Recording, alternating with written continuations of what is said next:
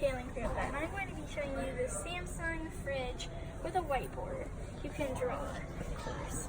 Now this is a Wi-Fi connected Yes. unit here. I don't really know what to draw, so I'm just gonna draw an anime eye. So that's all I really know how to draw.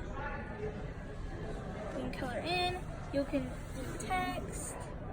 Very cool. So you can do that, and then you can make it that,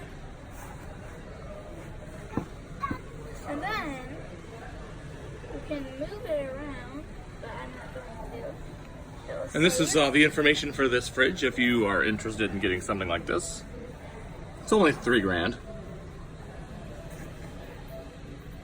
And these are some of the, so it's preloaded with photos. Kaelin, show us what else this fridge can do. You can add photos, you can record your voice. Cool. Why don't you hit the house button and show everybody else what it can do. Look at this thing. This thing can connect to the internet. It's got like sound. Look at these apps over here.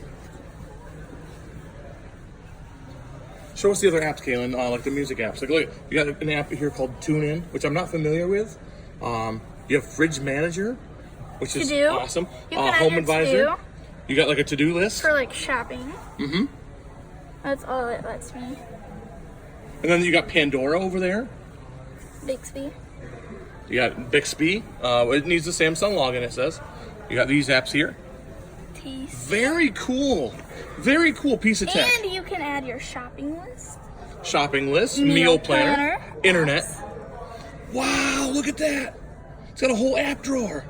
So we were just in Whiteboard. It also has Pinterest. For all those meals that you're trying to pin. Pandora. You can probably get some, oh, Spotify's on there. I do love my Spotify. It'd be cool to see if this had the, There's trivia. You got trivia on there. You gotta add the widgets from the internet, probably. Yeah. Very cool. Probably. I'd love to put SiriusXM on there.